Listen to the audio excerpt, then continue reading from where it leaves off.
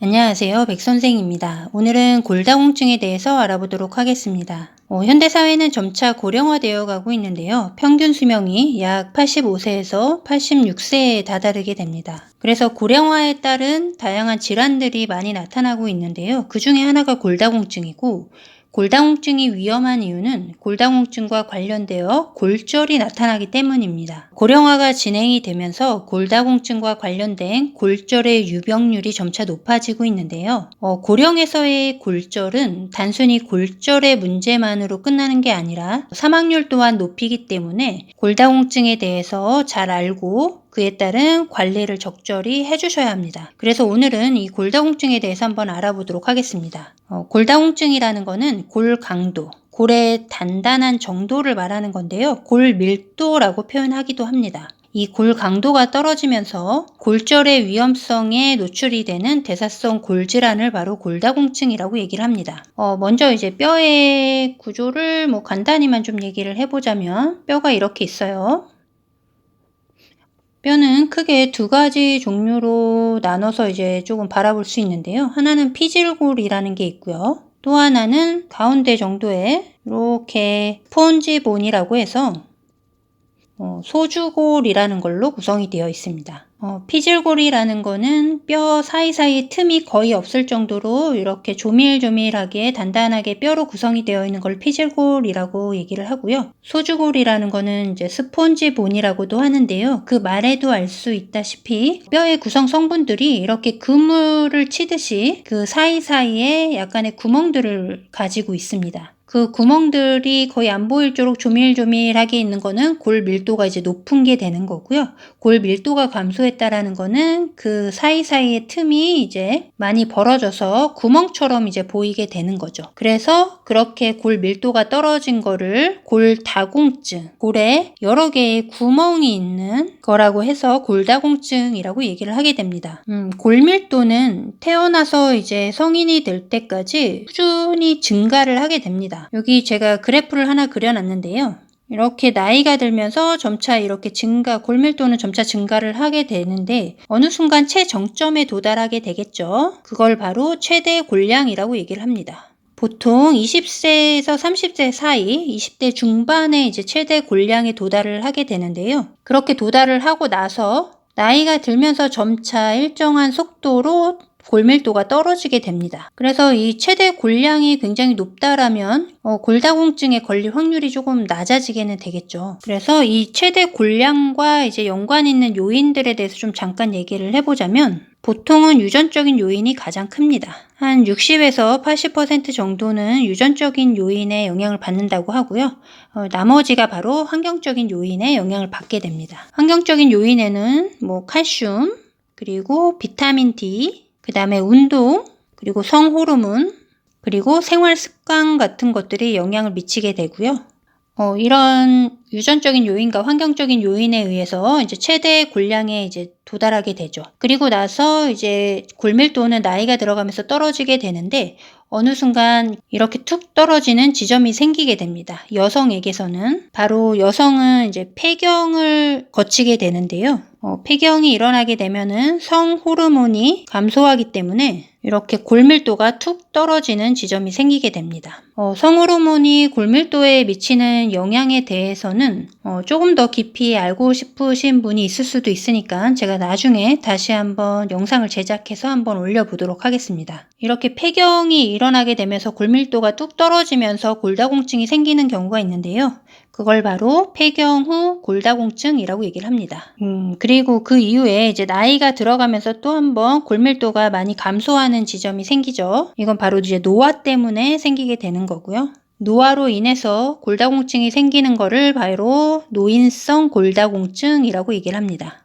이렇게 골다공증은 폐경 후 생기는 골다공증과 나이가 들어가면서 노인성 골다공증, 이것 말고도 또 하나 원인으로 인해서 골다공증이 생기기도 하는데요. 그걸 바로 2차성 골다공증이라고 합니다. 2차성 골다공증이라는 거는 골다공증을 일으키는 다양한 질환들이 있는데 그 질환으로 인해서 골다공증이 생기는 경우를 2차성 골다공증이라고 합니다. 그거 말고도 약물도 골다공증에 영향을 미칠 수가 있는데요. 그 대표적인 약물이 바로 스테로이드죠. 스테로이드를 오랫동안 복용을 하신 분들은 이제 골다공증에 걸릴 확률이 이제 높아지게 되는데요. 그래서 허리 통증이나 목 통증으로 인해 신경 차단술 같은 것들을 받게 되면은 뼈주사 얘기를 하죠. 그 뼈주사라는 말이 왜 생겼냐면 바로 이제 신경차단술에는 스테로이드라는 약제를 쓰게 됩니다. 그 스테로이드 약제가 고용량으로 오랫동안 사용을 하게 되면은 골밀도를 떨어뜨리면서 골다공증을 야기할 수 있기 때문에 그래서 이제 뼈주사라는 말이 이제 생겨나게 된 거죠. 어쨌든 이렇게 골다공증은 폐경후 골다공증, 노인성 골다공증, 2차성 골다공증으로 이제 설명을 해볼 수가 있습니다. 자, 그러면 이제 왜 골다공증이 생기는지 한번 얘기를 해보도록 할게요. 여기 이렇게 뼈가 있죠. 뼈가 한번 생성되면은 이렇게 그 상태로 계속 지속이 되는 게 아니라 골 재형성이라는 단계를 계속 거치게 됩니다. 영어로 하면은 본 리모델링이라고 얘기를 하는데요. 우리가 집도 어느 정도 낡게 되면은 리모델링을 하잖아요. 그거랑 똑같다라고 이제 생각을 하시면 되는데요. 뼈도 낡은 거를 계속 없애고 이제 새 것으로 대체하는 과정을 이제 거치게 됩니다. 그걸 바로 골 재형성이라고 보시면 되고요. 그래서 이 골 재형성과 관련된 이제 세포들이 두 종류가 있습니다. 하나는 파골세포라는 거고요. 또 하나는 이제 조골세포라는 게 있습니다. 파골세포는 말 그대로 이제 뼈를 이제 파괴시키는 겁니다. 이거를 이제 골흡수라고 얘기를 하고요. 조골세포는 파골세포가 이렇게 파괴한 뼈들을 다시 이제 재생하는 역할을 한다라고 보시면 됩니다. 그래서 골 형성이라는 작용을 하는 게 바로 조골세포고요. 그래서 골 재형성이라는 거는 파골세포가 골 흡수를 하고 그곳을 조골세포가 다시 골 형성을 하게 됩니다. 이러한 두 과정이 균형을 항상 이루고 있는데요. 그래서 항상성이 유지가 되는 거죠. 그런데 어느 순간 이제 골 흡수의 속도가 너무 빨라지는 순간이 생깁니다. 골 형성의 속도보다 이 골 흡수의 속도가 굉장히 빨라지게 되면은 바로 골다공증이 생기게 되는 거죠. 제가 나중에 한번 다루겠지만 이 파골세포가 이제 골 흡수를 형성하는 과정에 관여하는 여러 가지 인자들이 있고요. 조골세포가 골 형성에 관여하는 여러 가지 인자들이 있는데 그것들에 영향을 주는 다양한 요인들이 있게 됩니다. 그 중에 하나가 이제 스테로이드가 되는 거고요. 스테로이드 같은 경우에는 이제 파골세포를 활성화시키는 이제 작용을 하게 되는데 그래서 골 흡수의 속도가 굉장히 빨라지게 됩니다. 그래서 이제 골다공증으로 연결이 되는 거고요. 그리고 여성의 성호르몬인 에스트로겐도 이러한 과정에 영향을 주는 인자 중에 하나가 되는 거고요.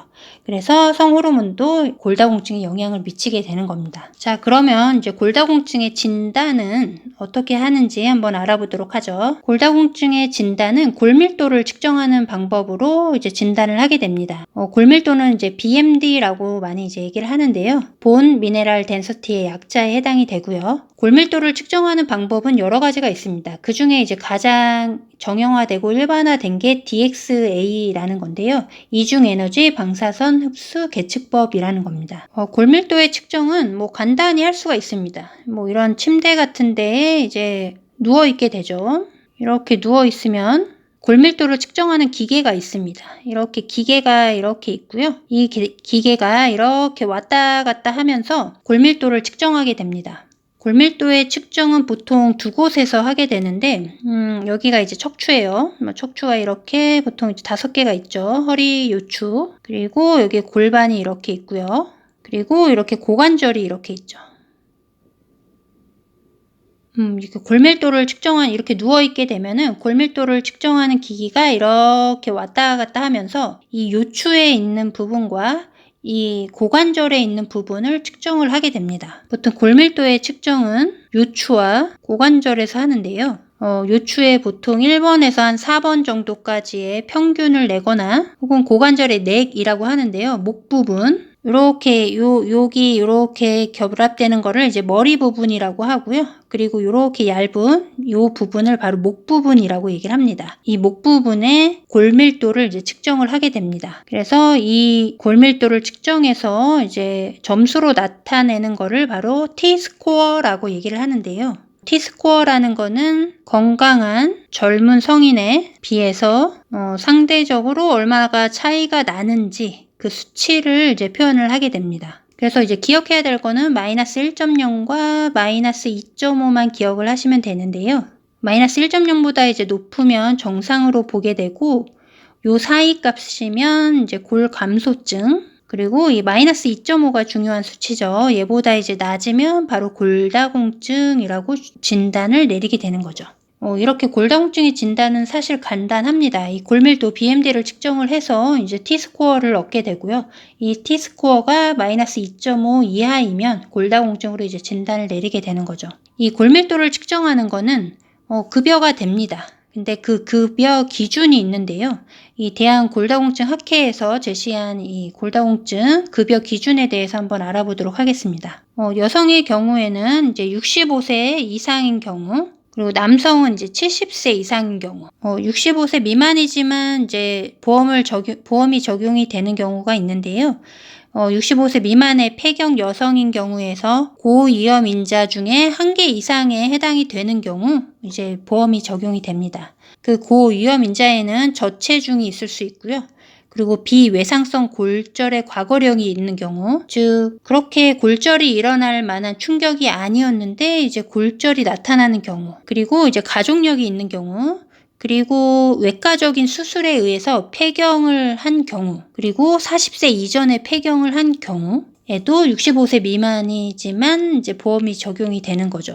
이 외과적 수술은 보통 자궁절제술 같은 거를 받으신 분들은 65세가 되지 않아도 골다공증 진단에 보험 적용이 되기 때문에 본인이 이 수술을 했다면 골다공증 검사에 보험 적용을 받으실 수가 있게 되는 거죠. 그리고 아직 폐경이 되지 않았지만 비정상적으로 1년 이상 무월경을 보이시는 경우에도 골다공증 검사가 필요할 수 있기 때문에 이것도 이제 보험급여에 적용이 됩니다. 그리고 아까도 말했듯이 비외상성 골절, 그냥 잠깐 옆으로 주저앉았는데 골절이 난다든지, 살짝 넘어졌는데 골절이 나타난다든지 이런 경우에 이제 해당이 되는 거고요. 그리고 아까 2차성 골다공증처럼 골다공증을 유발할 수 있는 질환들이 있습니다. 그리고 약물을 복용하는 경우, 스테로이드를 고용량으로 계속 복용하시는 경우, 이런 경우에도 보험 적용이 되고요. 그리고 이제 골다공증 검사가 반드시 필요하다라고 이제 판단이 되는 경우에도 이제 보험 급여가 적용이 됩니다. 제가 이렇게 보험 급여 기준에 대해서 얘기를 한 이유는 보험 급여를 해주는 이유가 있겠죠. 이런 경우에 골다공증이 생기는 경우가 많기 때문에 보험 급여가 되는 겁니다. 그래서 본인이 만약에 여기에 해당이 된다면은 이제 병원에 내원해서 골다공증 검사를 한번 받아보시고 자신이 골다공증인지 아닌지를 확인을 하는 게 좀 필요하겠죠. 자, 어쨌든 이렇게 해서 검사를 했어요. 근데 이제 T스코어가 마이너스 2.5보다 낮아요. 그래서 골다공증 진단이 돼요. 그러면 이제 치료를 어떻게 하는지에 대해서 한번 얘기를 해보죠. 치료는 보통 약물요법입니다. 가장 대표적인 게 비스포스포네이트라는 약이고요. 이 약은 강력한 골 흡수 억제제입니다. 즉 파골세포를 억제할 수 있는 약이 바로 비스포스포네이트이고요. 그래서 노인성 골다공증의 진단을 받으시는 대부분의 어르신들께서는 아마 비스포스포네이트라는 약물로 아마 이제 골다공증 치료를 시작하시게 되는 경우가 거의 대부분입니다. 이 약은 경구용으로 복용을 하기도 하고요. 보통은 많이 주사제로 치료받게 되는 경우가 굉장히 많이 있습니다. 경구용은 보통 매월 한 번 정도 1회 복용을 하면서 이제 지켜보는 경우가 있고요. 주사제 같은 경우에는 3개월에 한 번씩 주사를 맞는 경우가 있죠. 비스포스포네이트에 대해서는 제가 나중에 또 따로 떼서 한번 얘기를 해볼 생각인데요. 이제 경구용으로 복용할 때 이제 주의할 게 있어서 간단히만 좀 얘기를 드려보자면 아침 식전에 많은 물을 이용해서 200ml 이상이라고 보통 얘기를 하죠. 물과 함께 복용하라고 이제 권고가 되고 있습니다. 그리고 이제 비스포스포네이트 같은 경우에는 장기간 사용을 하게 되면은 턱뼈 괴사의 위험성에 이제 노출이 될 수 있다라고 이제 얘기를 하는데요. 그래서 아마 복용해 보신 분들은 알겠지만은 이제 치과 치료할 때 이 비스포스포네이트 약을 일정 기간 이상 중단을 한 다음에 치과 치료에 들어가게 되어 있습니다. 사실 이 중단을 얼마 하느냐에 대해서는 이제 선생님들마다 이제 가지고 계시는 기준점들이 다 있으실 텐데요. 그 기준에 대해서는 대한골대사 학회에서 제시한 거는 보통 제가 알고 있기로는 2개월 이상은 중단을 하고 이제 치료를 해라 라고 이제 제시가 되어 있고요. 보통 선생님들이 아마 제시하는 거는 3에서 한 6개월 정도 중단을 하고 치과 치료를 받으세요 라고 이제 아마 얘기를 많이 이제 하는 편인 걸로 저는 알고 있습니다. 저도 보통 이제 3개월 이상은 이제 끊고 치과 치료를 받으라고 이제 얘기를 해드리는 편이기는 한데요. 사실 정답은 없습니다. 명확한 기준에 대한 정답은 없지만 다 권고사항인 거고요. 어쨌든 가장 보편적으로 얘기하는 게 한 선생님들마다 조금씩은 다르겠지만 3개월에서 한 6개월 정도를 보편적으로 얘기를 하시는 것 같습니다. 이렇게 비스포스포네이트가 가장 일반적인 약물이라고 생각을 하시면 되고요. 그리고 이제 여성 호르몬도 약으로 쓰고요. 세 번째는 썸이라고 얘기를 하는데 선택적 에스트로겐이 여성 호르몬이죠. 수용체 조절제라는 약이 있습니다. 그리고 네 번째로 부갑상센 호르몬도 치료제로 사용을 할 수가 있고요. 칼슘의 대사와 상관이 있는 이제 호르몬이기 때문에 그렇죠. 그리고 다섯 번째는 데노수맙이라는 프롤리아라고 많이 알려져 있죠. 이 약제가 있는데 이것도 이제 사용을 많이 하죠. 요즘에는. 이 중에서 이제 보통 이제 노인성 골다공증에서는 비스포스포네이트를 아마 가장 첫 번째 약으로 많이 사용을 하는 편이고요. 폐경후 골다공증인 경우에는 이제 여성 호르몬이나 선택적 에스트로겐 수용체 조절제를 많이 이용을 하게 되죠. 그리고 요즘에는 이제 데스모수맙이라는 항체를 이용한 치료제도 많이 이제 개발이 되어서 많이 사용을 하고 있습니다. 이러한 약물들이 어떻게 골다공증을 막을 수 있는지에 대해서는 조금 더 심화된 내용으로 알고 싶으신 분들을 위해서 제가 나중에 하나씩 차근히 올려드리도록 하겠습니다. 오늘은 골다공증에 대해서 알아봤는데요. 사실 골다공증이 위험한 이유는 바로 골절 때문입니다. 특히 이제 고령에 있어서 골다공증으로 인한 골절이 잘 일어나는 부위가 있는데요. 바로 척추, 흉추나 요추에서 많이 일어나게 되고요. 또 하나는 고관절에서도 골절이 일어나게 됩니다. 고령에서 척추와 고관절의 골절은 사망률과도 연관이 되어 있기 때문에 굉장히 조심해야 되는데요. 고관절에 골절이 일어나게 되면은 고관절은 스스로 거의 붙지 않기 때문에 보통 수술을 하게 됩니다. 수술을 하게 되면 오랫동안 누워서 생활을 하셔야겠죠. 척추, 요추의 골절도 마찬가지입니다. 수술까지 가는 경우가 많지는 않더라도 굉장히 오랜 시간 누워서 생활을 하셔야 합니다. 이 고령에서 누워서 생활을 한다라는 것은 굉장히 사망률을 높이게 됩니다. 신체 활동이 급격하게 저하가 되기 때문에 몸이 급격하게 좀 나빠지는 경향이 있죠. 다양한 합병증 같은 것들을 유발해서 사망에 이르게 되는 경우가 상당히 많이 있습니다. 그래서 이 골다공증은 골다공증만으로 끝나는 게 아니라 항상 이 골절이 나타날 수 있다라는 위험성에 노출되어 있다라는 것을 알고 계셔야 하고요. 그래서 적절한 골다공증에 대한 관리가 필요하게 됩니다. 그래서 골다공증을 진단을 받으셨다면 이러한 약물 요법과 함께 칼슘제와 비타민 D를 적절히 섭취를 해주셔야 하고요. 그리고 적절한 운동을 해주셔야 합니다. 이렇게 약을 복용하고 칼슘제와 비타민 D도 중요하긴 하지만 이 적절한 운동이 상당히 중요하기 때문에 그래서 어르신들은 걷는 운동이 그만큼 중요하게 되는 거고요. 골다공증에서도 이 운동은 굉장히 중요한 치료이자 예방이 될 수가 있습니다.